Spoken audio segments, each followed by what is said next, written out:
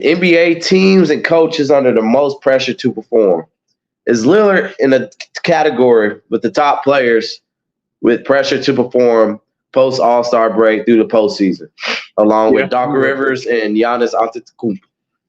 I think the Bucks are the team with the most pressure. Doc is obviously the coach with the most pressure. Oh, yes. He keeps getting done. Or is he? There is. Can you think of another coach that's under more pressure? Yes, I agree. I think he's under pressure, but if there's any season where he has an excuse, he has some excuses this year. You know what I'm saying? Oh, yeah, I got thrown into this shit in the middle of the season. Disagree. The team was 30-13. They were the number 2 seed. They've been 3-7 since. People always talk about how great Doc Rivers is. Yeah, of course, getting acclimated to a new team is going to take time or whatever. But you didn't have to accept the job. And again, I've said this for a while, and I feel like Doc Rivers is riding that 2008 championship a little too much because I think that's where all his reputation comes from. Because if you look at every other stop that he's been in, it's ended in abject failure. Philadelphia, L.A., Orlando. He didn't – I don't know if you've heard this story, but Tim Duncan was going to sign with the Magic back in 2003. Mm-hmm. Doc Rivers wouldn't let him bring his family on the team plane, so Tim Duncan decided to re-sign with the Spurs. That is enough. Should have been enough to get you banned from the NBA, Donald Sterling style. You could have got Tim Duncan to pair with T-Mac and Grant Hill. All three in their prime. Oh Lord. Okay. Yeah. We got some things, Doc. But yeah, I definitely agree with you. He's been riding that championship ring for a minute, or just that early tenure with the Celtics. I mean, you got your Hall of Famers right there. Arguably, Rondo. Go ahead. Yeah. I was saying, and if you look at it too, even like looking at this, he's lost, was it 5 straight Game 7s? He's also blew, I think it's 3 or 4 3-1 leads in the series, and no other coach has done that. He blew one with the Magic, he's blown one with the Clippers, and he blew one with actually blew 2 of the Clippers. No, one with the Sixers, one with the Clippers. So, yeah, he's blown 3. Then he was also the number 1 seed with Philadelphia. They lost. He threw Ben Simmons under the bus. And that's one thing I heard. Well, I didn't hear it. I just saw the thumbnail for it from. I'm not sure if you check out JJ's Reddick's podcast, Old Man in the Three.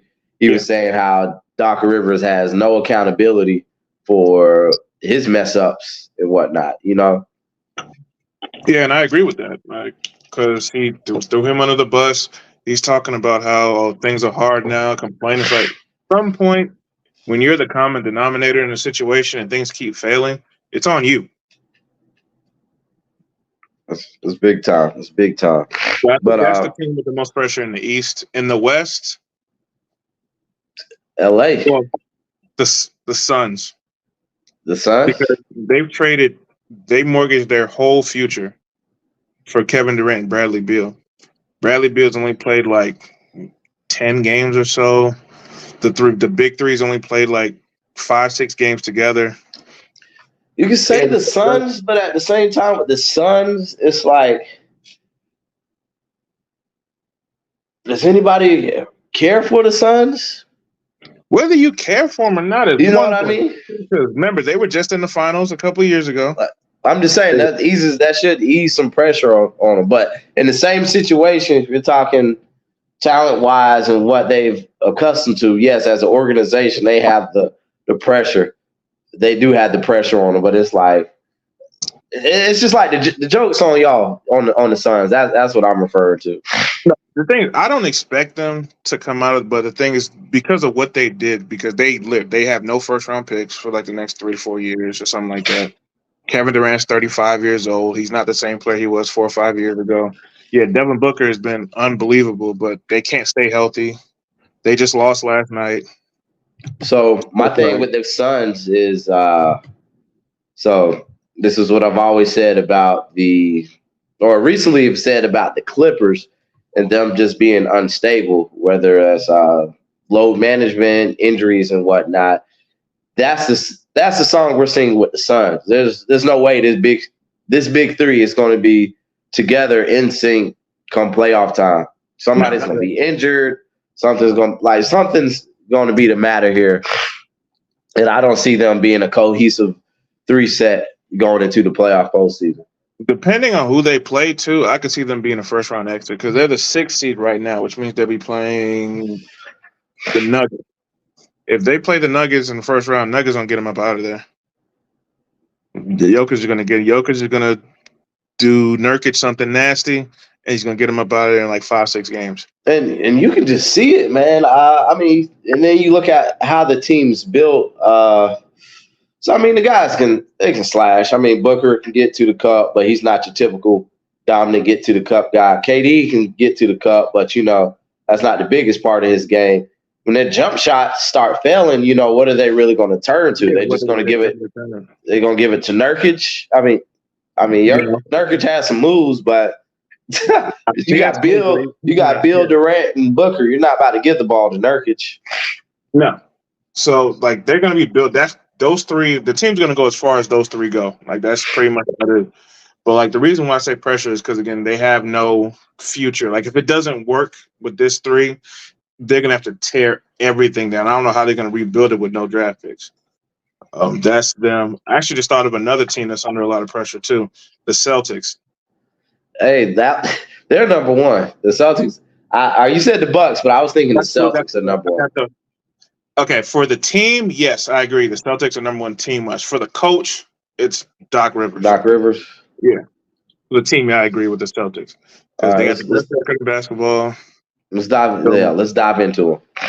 All right, best record in basketball. They have probably the best defensive backcourt we've seen maybe ever with Derek White and Drew Holiday. They've got 5 or 6 players that have been All-Stars before.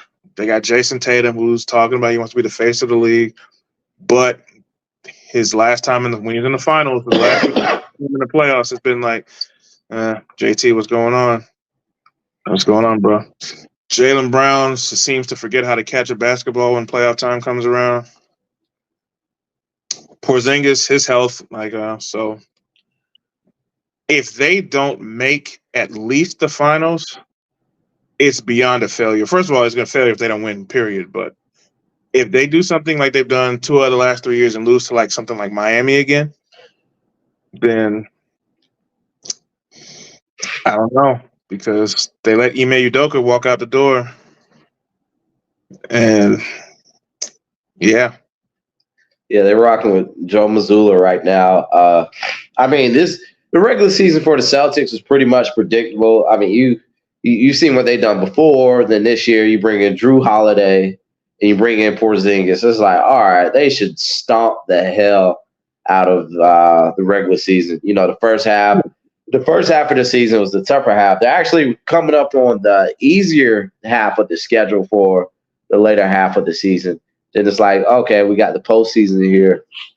It's like, what are we going to make happen? You look at Jayson Tatum, what you said. He wants to be the face of the league. And, I mean, you look at Jayson Tatum, he's that archetype. You know what I'm saying? How tall is he? Like 6'7", 6'8"? They list him as 6'9". I think he's closer to like 6'9", because him standing next to LeBron, he's like a little bit taller than Bron, and Bron's 6'9". So okay, I think there's somewhere about 6'9". So even more so then. So you got a tall wing guy, forward, whatever, athletic, can shoot, 3-level scorer, can play defense, perimeter defense, can even probably, go against some big guys. You know what I'm saying? I've seen some videos, him and Joel working out together, him playing defense on Joel. But besides that, you got this versatile all-star archetype who can do it all pretty much. And the pressure is just weighing down on him to perform. I mean, you look at the Celtics, like you said, they've blown it against the Miami Heat, but they've had some good postseason success with the one finals appearance. Then you look prior to that, they just got bullied by LeBron in those other seasons. And a lot of teams got bullied by LeBron. Now that you think about it, Beck, they're supposed to be the storied franchise of the Eastern Conference, but they've only won 1 title since 1986. So, I Also, the thing is, they blew the finals against the Warriors because they were up 2-1. They just couldn't get out of their own way. They've blown 2 Eastern Conference Finals to the Heat. That all right. So the Warriors thing, it's like by all means, you lost to the Warriors. Okay, touche. But the Heat, the losses to the Heat, those are like the little glares right there that are really bad. You No, know, those are bad. Don't get me wrong. Those are worse for me. But the thing is, it's the way they lost to the Warriors. Like, they just completely fell apart. It was just like, y'all were up 2-1. Y'all had the lead in game 4. And then it's almost like y'all just forgot how to play basketball. it's that the offense becomes all right. So, so me and the other co-hosts, I've said this several times. The offense becomes stagnant late in games, and also one thing they don't have to deal with. He's a good leader, good defender, but you look in the crunch time situation. I was asking myself all the time, why the hell does Marcus Smart have the ball and Jayson Tatum and Jaylen Brown don't have the ball in their hands? That, bro, I just couldn't get that. I mean, I get he's a point guard, but man, he's not that kind of point guard. Though? I was like, is he a point guard or is he just a point guard because of his height? Like, they don't have Exactly. They don't have a legitimate point guard like where it's like, okay, things are going crazy here.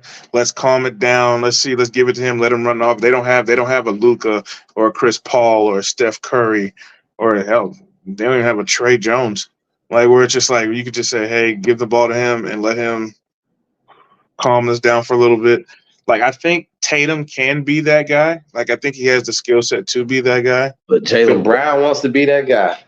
But then Jaylen Brown wants to be that guy too, because you look at back to if I reference the Suns, Devin Booker didn't used to be a facilitator like that. Right. He's got a lot better at it over the last year or two. So, I mean, Jayson Tatum, he can do it. I'm not saying he's got to go out there and give me 12, 13 assists a game, but you could definitely settle the offense down when need be. True that. Yeah, I can say that's all it takes, but that seems like that's all it takes. And then not just that, but they need a head coach to really, iron out that situation too. But with Ime Udoka being gone, I feel like that could have been processed last year or maybe into this year. But I mean, he's out of the situation. He messed with somebody's He did, and now he's in Houston. Yeah, he's in Houston. All right, let's head back out west. The Clippers on the plane. Who are we talking about now? LA Clippers. The Clippers. I like and don't like the Clippers. It's like, all right. So when that trade happened, everybody was laughing like, this is stupid. This is stupid. I'm like, bro, it could work. I mean, you got Kawhi, defense, Paul George, defense, both two-way guys, and Harden doesn't have to be the set dude. He doesn't have to be the number 1 or the number 2. He just has to be the point guard. Correct. And I think what really helped that too was when Russell Westbrook agreed to go to the bench. Yes. So it was like credit to him for doing that. So it was like, damn, okay, they got it going on, but there's still something like. It's something about it. It's like this group of guys here, like it's not right. It wouldn't surprise me if they made the finals with their talent, right? But at the same time, it would not surprise me if they lost in the first round. Like, it's one of those things where it's like either extreme could happen, and I'm still gonna be like, yeah, I could have seen that. I could have seen that coming.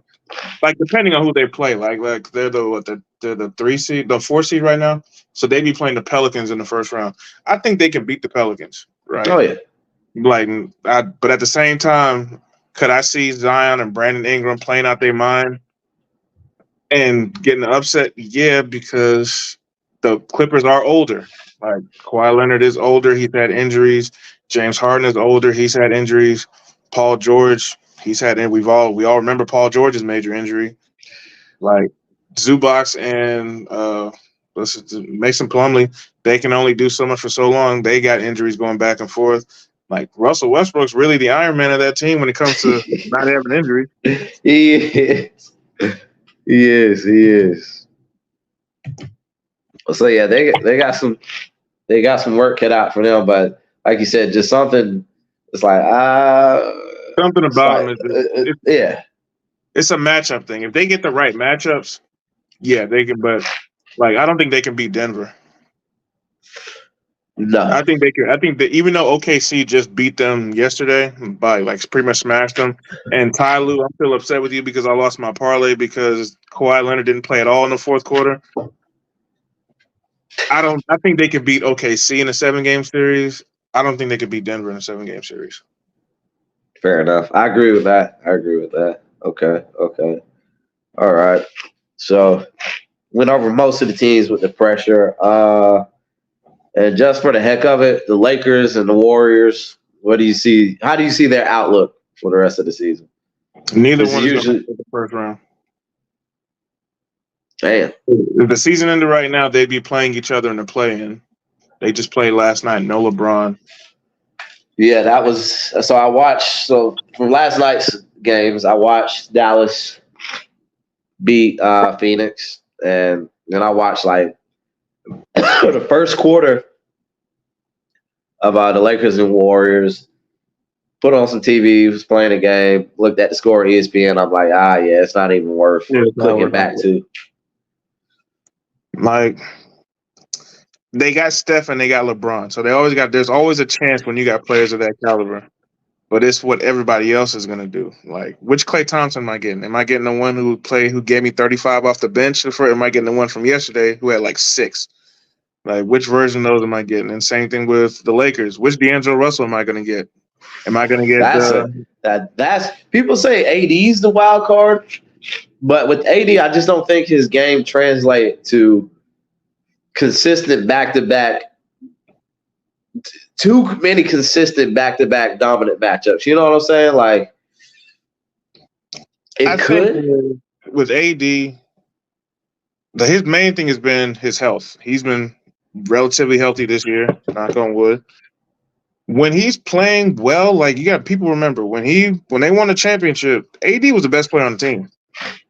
When they won, then the people like calling it the bubble championship, which I still say if anybody else would have won it, they would have talked about like it was the most difficult championship ever. But the fact that the Lakers won it now, it's a Mickey Mouse championship. But when the Lakers are playing their best, is when AD's playing at his best. It's just, again, it's the role players around you. Your superstar will get you to the dance. Your role players will win you that championship. And then you look at it, bro. Even last year, I mean, the Lakers just lost to the Nuggets. They lost, and the thing, like, they just lost. AD lost to Jokic. Yeah, they beat the Grizzlies, who were the number 2 seed in the West. Then they beat the Warriors. Like, when their role players are playing, like Rui Hachimura was playing out of his mind, Austin Reeves was playing out of his mind, D'Angelo Russell was playing out. Like, when those 3 guys are playing out their mind, yeah, they can beat anybody, but they're so inconsistent. It's like, I wouldn't bet money on it. It's one of those teams too. I think they could beat, and this is because they have the size. I think they could beat the Thunder in a 7-game series because I think AD would punish Chet Holmgren. Well, I think they could beat any of the young teams in that kind of series. Kings, absolutely. The Kings, the Thunder, and the Timberwolves. I think the Lakers. They have a shot against the Timberwolves. The reason why I wouldn't bet on them is because the Lakers' strength plays into the Timberwolves' strength. When you play the Timberwolves, you want to make it to where they got to take Rudy Gobert off the floor. So you got to have someone like 5 players that can shoot. The thing is, the Lakers, the way they play, they got to play with size also. So if you're allowing Rudy Gobert to just roam the paint, you're playing into what the Timberwolves want. But because of like age, yeah, I think they could beat them. I wouldn't bet my money on them beating them. I think they would beat the Pelicans. I think they would beat the Thunder. I think they would beat the Kings. Those 3, I would bet money that the Lakers could beat in the 7-game series. But the Timberwolves, just because you got Gobert and you got Cat out there shooting threes, and then you got people forgetting about Naz Reid, who's been like one of the best underrated signings that no one's talking about. They got that man for 3 years, $24 million, and he's out there playing out of his mind as a backup big also. So then they got Kyle Anderson, and they got Jaden McDaniels. Like, their lineup is 6'10", 7'2", Then they got 6'9" off the bench. It's just like size matters. Size matters. Heard. All right. So that was some good NBA talks right there. We just got done hooping, guys. So